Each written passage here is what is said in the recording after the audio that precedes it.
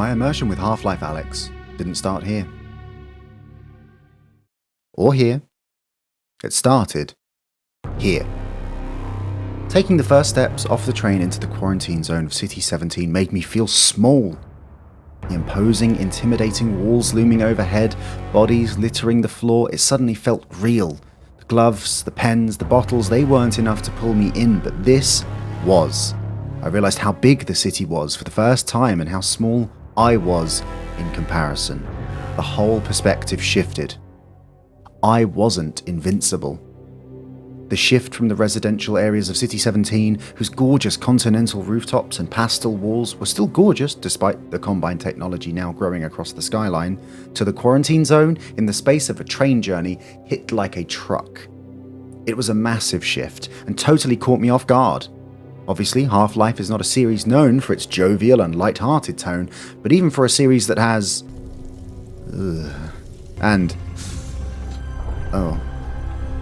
Half-Life Alyx presents a completely unique experience, far beyond the shift from first-person shooter to virtual reality. Half-Life was the story of an unexpected variable, the right man in the wrong place. A scientist to be killed off when an experiment went wrong, fighting to survive and escape. In much the same way, Alyx takes up the mantle of the original Half-Life's conceit.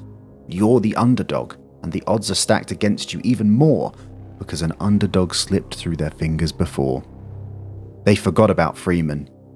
They won't forget about you.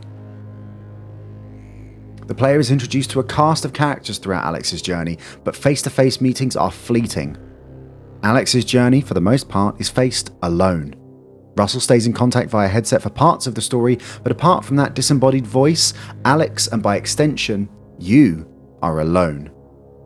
The alien environments, the intricate multitudes contained within every location are so much more intriguing because you are left to decipher them on your own. The isolation makes every fight more visceral, every corner more nerve-wracking. Just like Alyx, you are heading into something completely new and unlike anything you've seen before. The story is a delight. A flashpoint in the human resistance's plan forces Alyx to form an unlikely alliance and start a revolution that could repel the Combine invasion. Alyx, only 19 during the game's story, finds herself thrust into the dark, shadowy subway system of City 17 in a race to find Eli and secure the Superweapon. The game oozes with charm and a sincerity and care for the craft that shines through from the moment you begin to play. There's an incredible depth to every environment, every conversation is wonderful, and the characters are so vividly realised, sometimes they feel like they could step right through into our world. Alyx's naivety is a great combination with Russell's light-hearted humour as Alyx walks into the unknown.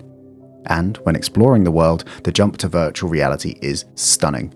I first ran this on an original Oculus Rift on a 1070 graphics card, and I genuinely couldn't believe how real everything looked. I was on medium. Now, replaying on a Rift S with a 1080, I can appreciate even more of the detail. The game's commitment to pushing the boundaries of the medium shines through. Even this shader, adding fluid to the bottles that litter the world of City 17, shows how important immersion is to ensuring that this game's more surreal moments feel even more plausible. When every detail is as vivid as it is in Alyx, the separation between the player and the game just melts away. You are there, shaking the bottles and seeing the bubbles inside dance around. But it's not just a trick of the eyes that makes the immersion so effective. The Russells, or gravity gloves, make engaging with objects in the world so much easier. Just a flick of the hand and objects are pulled to you. Intercepting a grenade mid-flight or plucking loot from a dead body at a distance becomes second nature, organic parts of the flow of combat in every scenario. Reloading is fluid and isn't obnoxiously hung up on you actually sliding the magazine in the right place, because that sucks, and nobody actually feels like their immersion is broken when the magazine isn't perfectly leveled. There's a monster right there, I just needed the magazine to go in. Why? The game establishes early on that the gravity gloves expedite the exploring process, but don't totally undermine it. It strikes an excellent balance between bringing the loot to you and rewarding exploration and curiosity. But it's not all about trying to find things. Sometimes trouble finds you. And when it does, The music in Half-Life Alyx is one of, if not the most important element of this game in keeping you glued in VR. The controls, the combat, the visuals and voice acting are all there to convince you that you're immersed in a fully realised world, but the music that punctuates the game elevates it beyond a conventional game. Every set piece, every beat of the story is accompanied by unique and memorable music. The game switches between surreal, mystical adventure and intense, action-packed combat in a heartbeat, and has you on your toes at every turn. Every corner can hide a Combine soldier or far, far worse. Exploring City 17, fighting through the residential areas, Fairview Junction, the hotel and the substation all feel unique and memorable through a combination of astounding level design and the music. While it's not Kelly Bailey at the helm, Alyx's story feels so distinct from the previous Half-Life titles, it feels right that the soundtrack has its own identity while holding on to the synthy, drum-heavy DNA of the previous titles in the series. I've listened to Alyx's soundtrack a lot. I can vividly remember every story beat from the music alone because it's so memorable and so unique. The game would be far, far worse for its absence, and I cannot praise it highly enough.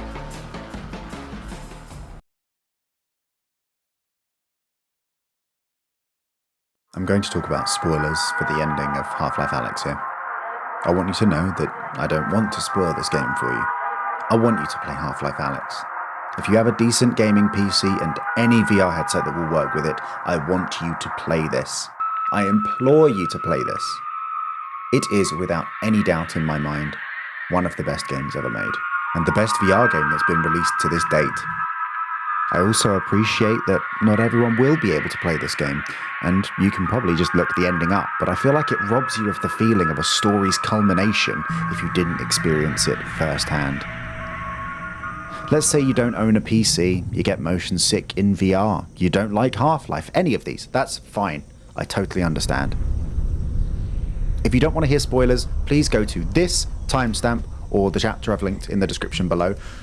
But if you are happy for me to discuss the ending, I'm going to. Okay, here we go. Dr. Freeman. The ending of Half-Life Alyx is probably the closest I've come to considering a game to be a cinematic art form or experience. There's so much love, so much emotion poured into that one section of the game that I can't even really put it into words. The music is haunting and distant, the world feels lived in and believable, but surreal and impossible. The medium of VR needed this. Video games needed this. My only regret is that I didn't record or stream my first ever playthrough of Half-Life Alyx because I can remember audibly gasping during the final section at least twice. The moment the door fell away, the whole game felt as if it turned on its head. There's a surreal horror to it.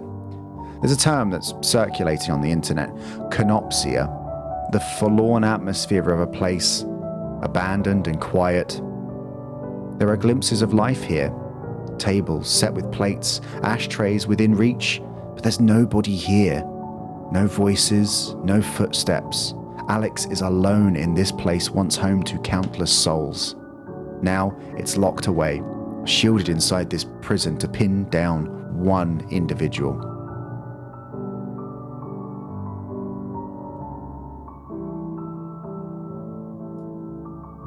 Half-Life Alyx has done the impossible. Half-Life 2, Chapter 2, left us in a no-win situation. The cliffhanger ending that we waited so long to see continued could never be resolved in a way that could meet expectations, and as every year passed, the pressure became too great. Through Alyx, we are no longer in the corner that Valve had written themselves into 14 years ago. Alyx closes one timeline and opens another. The choice Alyx makes at the end of the game closes the timeline that we have understood for so long, and now we awaken as Gordon Freeman in White Forest, with Eli Vance alive and Alyx Vance nowhere to be found. The story gave us so much more depth and humanity to Alyx and the Resistance. We saw City 17 in a new light, and once again, Half-Life shines through its character work. The series I've loved for so long has proven itself once again. Whatever comes next, I am ready.